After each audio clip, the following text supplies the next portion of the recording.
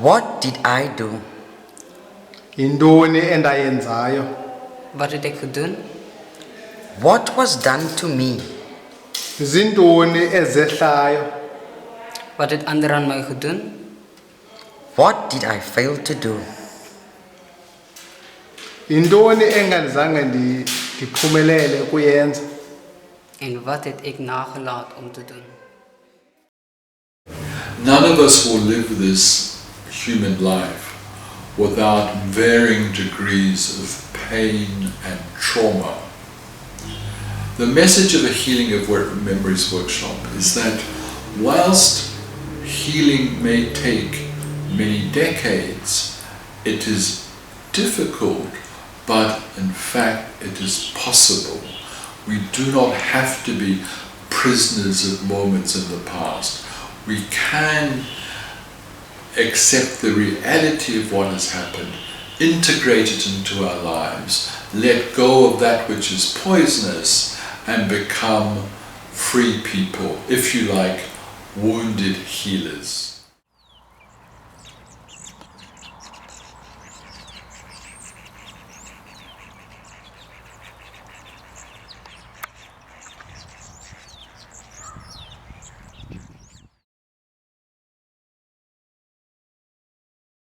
Trigger is how I entered into the conversation. I came to a Healing of Memories workshop and didn't really know where to begin, where to start to tell my story, how to start to go back and think of the things that have happened to me in my life. And what the trigger did was it made me feel.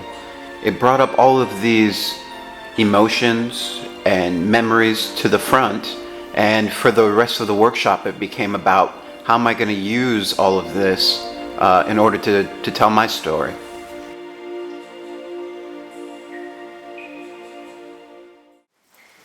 I would like to invite everyone to be able to share when they were watching those images. Maybe something that reminded of something you've seen before, or something that happened, or anything that that it triggered in your heart. After the trigger, I realizes that I look at the pictures and I saw men crying. I never saw men crying like that on pictures. Especially that white man, seeing that I've been under the apartheid, I thought, can white men also cry like that? Can men really shed tears like that? And while I was sitting there, I realized men are most human beings. They can also cry because of what was being done to me. I thought that all men, it's because of them that the world is going wrong now. They do all the crime. And while I was sitting there, I realized pain is pain, whether man, female, and I thank Lord for this opportunity. Our sons, uncle, our fathers, our mothers, our neighbors. Maybe I was part of the event, maybe not. Maybe I was affected or I was infected. And I loved what Louis said. For me, all the bad things, I thought all the bad things were men doing that. But seeing that man crying, she realized that that statement might not be true. I think it's where healing comes, when we share our story, when we listen to our brothers, when we listen to our sisters.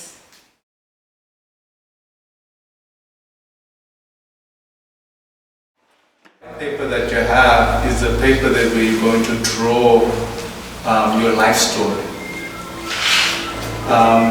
When you're using the paper underneath, drawing it, you try to use the whole paper. This is the journey not of the head but of the heart. Some of us may think that I am not an artist. How can I draw? Oh, I've never drawn before. Don't worry. Write whatever you feel you want to put on. So you put on your feelings. Try not to concentrate on thinking if you can draw or not. Just able to draw whatever comes.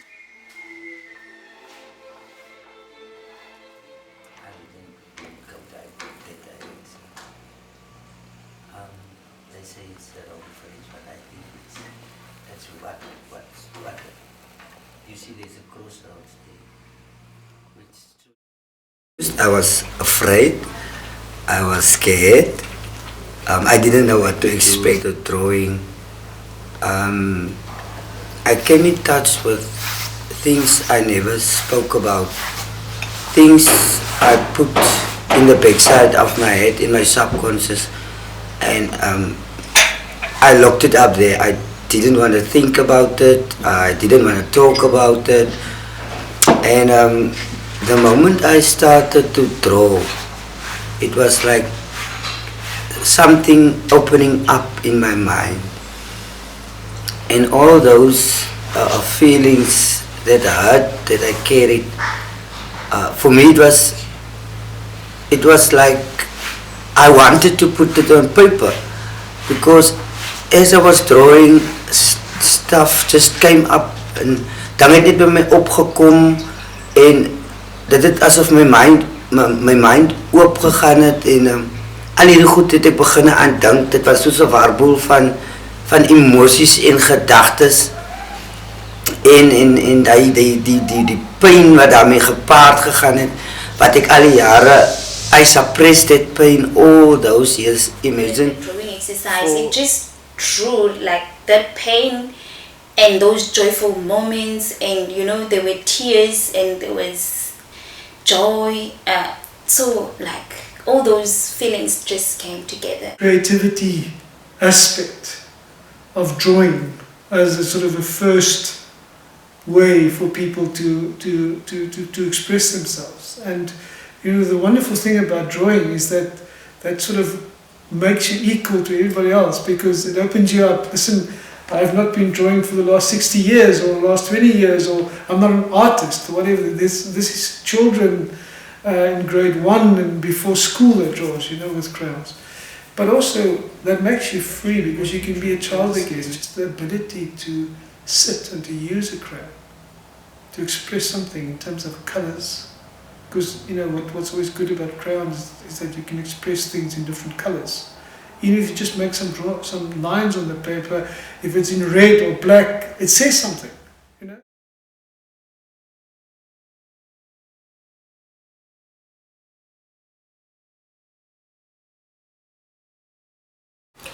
The heart of a Healing of Memories workshops is the opportunity for people to tell their story. They tell their story in a small group, and they are listened to by one another. And in the process of telling the story and being listened to, people begin to be connected to one another. They begin to feel less alone. They discover that pain is transcendent. And in the process of storytelling and being listened to, people become healers of one another.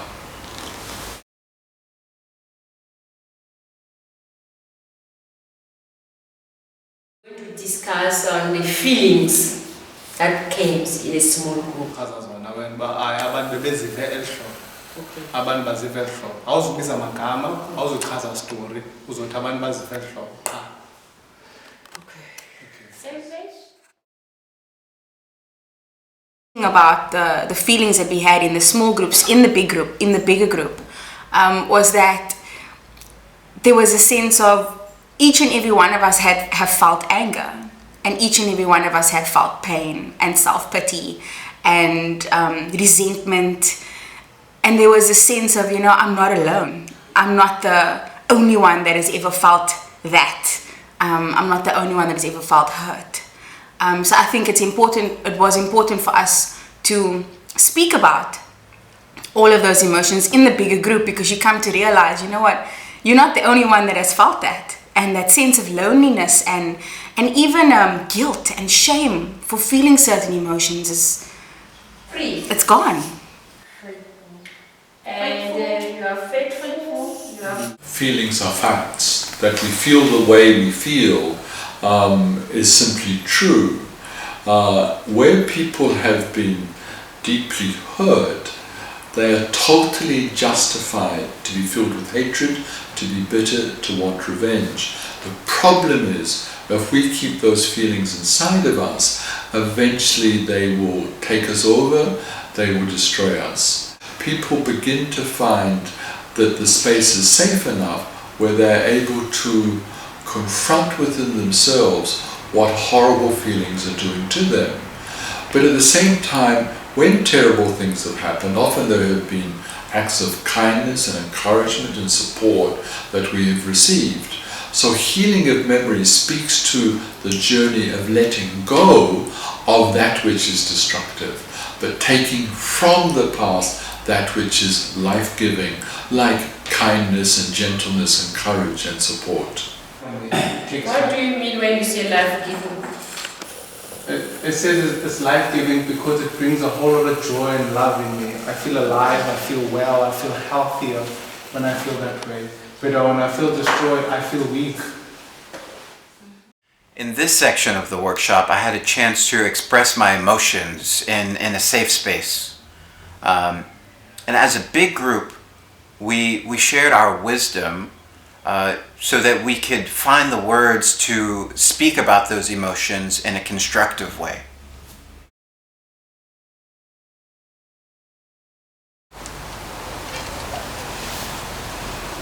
We all suffer. We all go through a lot in our life. Yes. It's not only me, it's not only you, but all of us go through troubles in life. I think this is the time where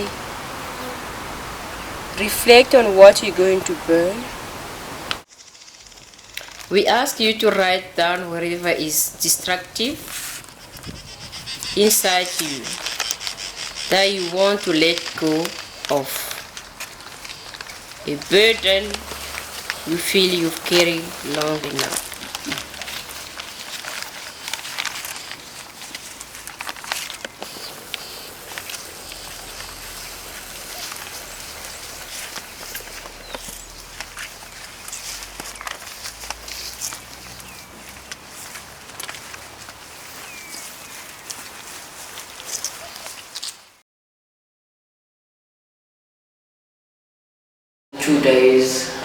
Looking at our past, and we like unbandaged the wounds that we had with ourselves.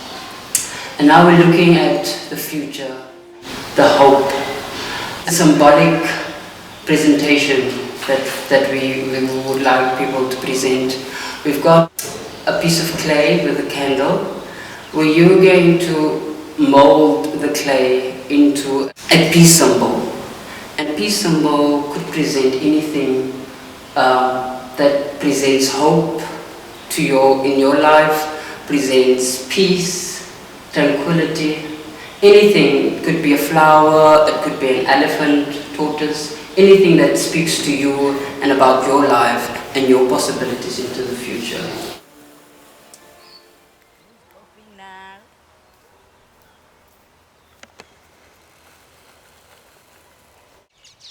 Hope is not in what we bring to people, but the hope is what we create. We want you to offer this symbol to the whole group as part of the liturgy. Now, immediately, that sort of brings change in you, that sort of gives you responsibility to participate.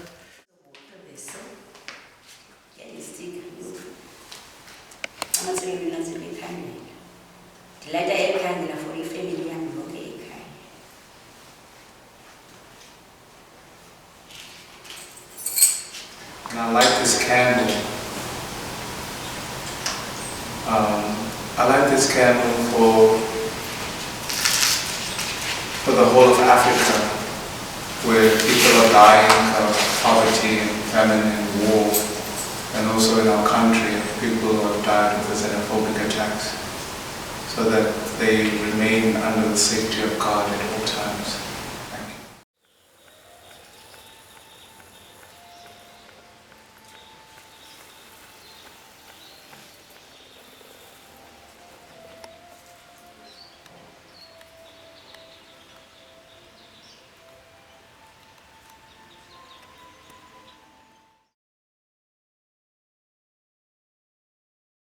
I will feel free. It's like you know, the thing has been sitting on the shoulders. It's just so high. It's been, shoo, and I feel good now. So then you feel that you can carry on forward. I really got the sense that I wasn't alone. You know, in sharing my story, I didn't know how it would be perceived. I'm a foreigner in the country, in South Africa. So I've had a very different life than what I would expect other people who are South African to have lived. But it's just so surprising and so powerful and moving to find out how similar we are. To share my pain, but that pain resonates with other people who are sitting in the group with me. And we really lift each other up and hold each other close together. And as we move through the whole workshop, you really get a sense and you really start to understand what communal healing means and how I can't heal myself. I've tried. But everybody sharing their wisdom, we can heal each other. The current challenge is to overwhelm us with the baggage of the past, but we should be able to deal with the current challenges in a constructive way so that the baggage of the past assists us to deal with it in a way that we are able to move on to the future. What I left with from the Healing of Memories is a sense of hope.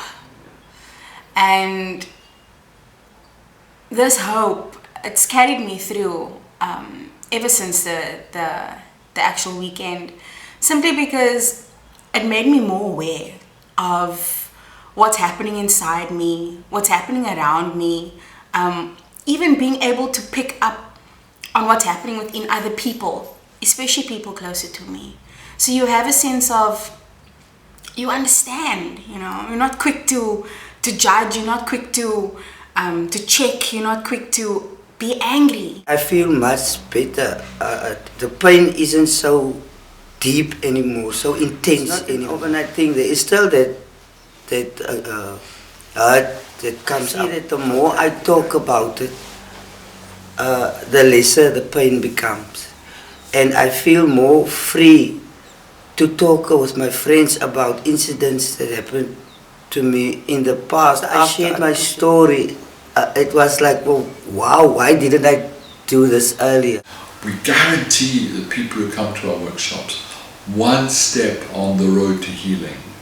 But where people are sharing what happened 10, 20, 30, 40, 50 years ago for the first time, it can be a giant step. It can be a life-altering step, a step where people begin to leave victimhood behind, begin to take possession and control of their own lives once more.